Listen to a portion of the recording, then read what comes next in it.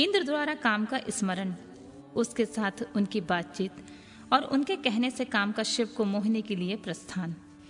ब्रह्मा जी कहते हैं, नारद, देवताओं के चले जाने पर दुरात्मा तारक दैत्य से पीड़ित हुए इंद्र ने कामदेव का स्मरण किया। कामदेव तत्काल वहां आ पहुंचा। तब इंद्र ने मित्रता का धर्म बतलाते हुए काम से कहा, मित्र, कालवशात मुझ पर असाध्य दुख आ पड़ा है, उसे तुम्हारे बिना कोई भी दूर नहीं कर सकता है। दाता की परीक्षा, दुर्भिक्ष में सूरवीर की परीक्षा, रणभूमि में मित्र की परीक्षा, आपत्ति काल में तथा स्त्रियों के कुल की परीक्षा पति के असमर्थ हो जाने पर होती है। तात संकट पड़ने पर विनय की परीक्षा होती है और परोक्ष में सत्य और उत्तम स्नेह की अन्यथा नहीं। यह मैंने सच्ची बात कही है। मित्रवर, इस समय मुझ पर जो विपत्ति आई है उसका निवारण दूसरे किसी से नहीं हो सकता। अतः आज तुम्हारी परीक्षा हो जाएगी। यह कार्य केवल मेरा ही है और मुझे ही सुख देने वाला है, ऐसी बात नहीं, अपितु यह समस्त देवता आदि का कार्य है, इसमें संशय नहीं है। इंद्र की यह बात सुनकर कामदेव मुस्कुराया और प्रेम पूर्ण गंभीर वाणी में बोला। काम ने कहा, देवराज, आप ऐसी बात क्यों कहते हैं? मैं आपको उत्तर नहीं दे रहा हूँ, आवश्यक निवेदन मात्र कर रहा हूँ।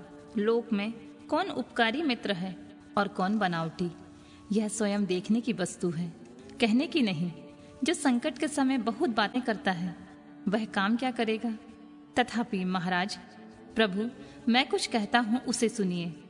मित्र, जो आपके इंद्र पद को छीनने के लिए दारुण तपस्या कर रहा है, आपके उस शत्रु को मैं सर्वथा तपस्या से भ्रष्ट कर दूंगा।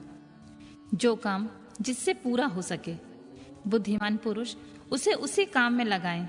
मेरे योग्य जो कार्य हो वह सब आप मेरे जिम्मे कीजिए। ब्रह्मा जी कहते हैं, कामदेव जी का यह वचन सुनकर इंद्र बड़े प्रसन्न हुए।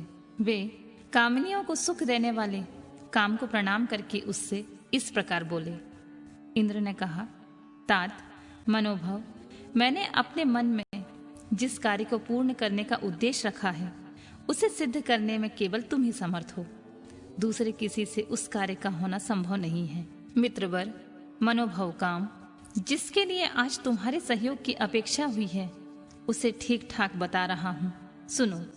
तारक नाम से प्रसिद्ध जो महान दैत्य हैं, वह ब्रह्मा जी का अद्भुत वर पाकर अजेय हो गया है और सभी को दुख दे रहा है। वह सारे संसार को पीड़ा दे रहा है। उसके द्वारा बारंबार धर्म का नाश हुआ है। उससे सब देवता और समस्त ऋषि दुखी हुए हैं। संपूर्ण देवताओं ने पहले उसके साथ अपनी पूरी शक्ति लगाकर युद्ध किया था, परंतु उसके बाद उसके ऊपर अस्त्र शस्त्र निष्फल हो गए। जल के स्वामी वरुण का पाप टूट गया। श्री हरि का सुदर्शन चक्र भी वहां सफल नहीं हुआ। श्री विष्णु ने उसके कंठ पर चक्र चलाया, किंतु वह वहां कुंठित हो गया। ब्रह्मा जी ने महायोगेश्वर भगवान शंभु के वीर्य से उत्पन्न हुए बालक के हाथ से उस दुरात्मा दैत्य की मृत्यु बताई है। यह कार्य तुम्हें अच्छी तरह और प्रयत्न पूर्वक करना है।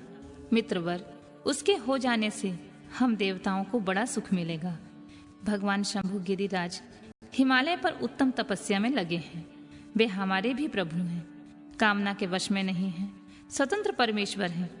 मैंने सुना है कि गिरिराज नंदिनी पार्वती पिता की आज्ञा पाकर अपनी 2 सखियों के साथ उनके समीप रहकर उनकी सेवा में लगी रहती हैं। उनका यह प्रयत्न महादेव जी को पति के रूप में प्राप्त करने के लिए ही है, परंतु भगवान शिव अपने मन को संयम नियम से वश में रखते हैं। मार जिस तरह भी उनकी पार्वती में अत्यंत रुचि हो जाए वैसा ही प्रयत्न करना चाहिए। यही कार्य करके तुम कृतार्थ हो जाओगे और हमारा सारा दुख नष्ट हो जाएगा। इतना ही नहीं, लोक में तुम्हारा स्थायी प्रताप फैल जाएगा। ब्रह्मा जी कहते हैं, नारद, इंद्र के ऐसा कहने पर कामदेव का मुखारबिंद प्रसन्नता से खिल उठा। उसने देवराज से प्रेम पूर्वक कहा, मैं इस कार्य को करूंगा, इसमें संशय नहीं है। ऐसा कहकर शिव की माया से मोहित हुए काम ने उस कार्य के लिए स्वीकृति दे दी और शीघ्र ही उसका भार ले लिया। वह अपनी पत्नी रति और बसंत को लेकर बड़ी प्रसन्नता के साथ उस स्थान पर गया जहां साक्षात योगेश्वर शिव उत्तम तपस्या कर रहे थे।